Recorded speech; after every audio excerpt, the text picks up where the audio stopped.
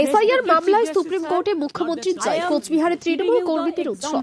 SIR ইস্যুতে supreme কোর্টের রায় মুখ্যমন্ত্রী মমতা বন্দ্যোপাধ্যায়ের পক্ষে যাওয়ায় কোচবিহার জেলা জুড়ে তৃণমূল কংগ্রেস কর্মী সমর্থকদের মধ্যে ব্যাপক উৎসাহ দেখা যায়। রায় ঘোষণার খবর ছড়িয়ে পড়তেই ব্যান্ড পার্টি নিয়ে আনন্দ মিছিল উৎসবে মেতে ওঠে দলীয় কর্মীরা। এদিন শহরের বিভিন্ন প্রান্তে তৃণমূল কর্মীদের মিছিল, ঢাক ঢোল ও বাজনার তালে তালে চলে বিজয় উদযাপন।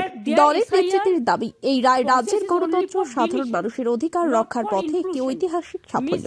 জেলা তৃণমূল কংগ্রেস সভাপতি অভিজিৎ ভৌমিক কর্মীদের মিষ্টিমুখ করিয়ে বলেন, এই জয় কোনো একক দলের নয়, এই জয় মানুষের জয়। মুখ্যমন্ত্রী মমতা বন্দ্যোপাধ্যায় আবারও প্রমাণ করলেন তিনি মানুষের স্বার্থেই লড়াই করেন। তৃণমূল নেতৃত্বের বক্তব্য, সুপ্রিম কোর্টের এই রায় রাজ্য সরকারের অবস্থানকে আরও শক্তিশালী করেছে এবং আগামী দিনেও মানুষের পাশে থাকার বার্তা দিল দল। Yes, sir, they have done it, sir.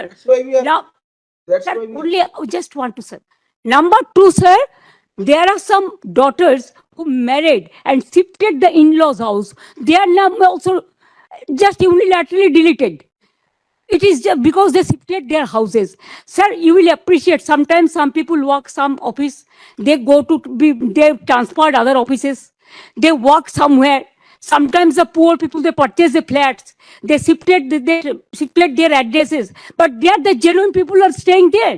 But because of the name of logical discrepancy, now they change the name. No, instead of logical discrepancy, when you gave order, sir, they violated, and they say it is the discrepancy mapping. মাননীয় মুখ্যমন্ত্রী আজকে ঐতিহাসিক দিনের ঐতিহাসিক মুহূর্তের সাক্ষী বললেন আমাদের।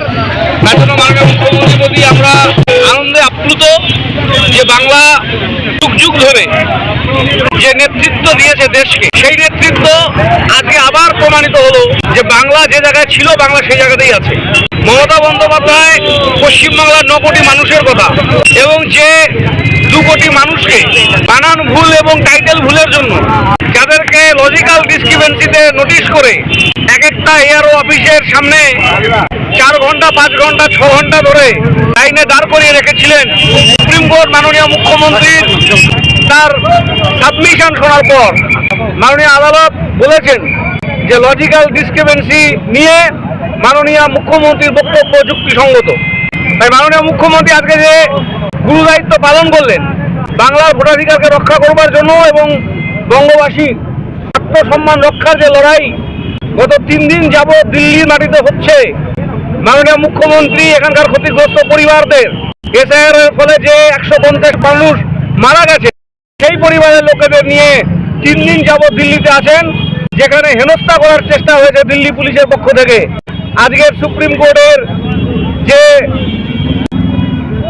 ফাইন্ডিংস তা আমাদেরকে গৌরবান্বিত করেছে মাননীয় মুখ্যমন্ত্রীর প্রতি। পশ্চিমবাংলার সবচেয়ে সমালোচক ব্যক্তি যারা মুখ্যমন্ত্রী মমতা বন্দ্যোপাধ্যায়ের, আজকে তারাও ভরে নিঃশ্বাস নিয়ে মমতা বন্দ্যোপাধ্যায়ের প্রশংসা করছেন। আমি তার জন্য তাদেরকে অভিনন্দন এবং কৃতজ্ঞতা জ্ঞাপন করছি যে বাংলার মর্যাদা, বাংলার সম্মানের লড়াইয়ে আজকে সকলে মিলে মমতা বন্দ্যোপাধ্যায়ের পাশে বাংলাবাসী এসছেন। এসআইআর বিজেপির কাছে বুমেরাং হবে আমরা বলেছিলাম, আজকে সেটাই প্রমাণিত হলো। বিজেপির কাছে এসআইআর বুমেরাং হবে, আগামী দিনে নির্বাচনের ফলে তা প্রমাণিত হবে।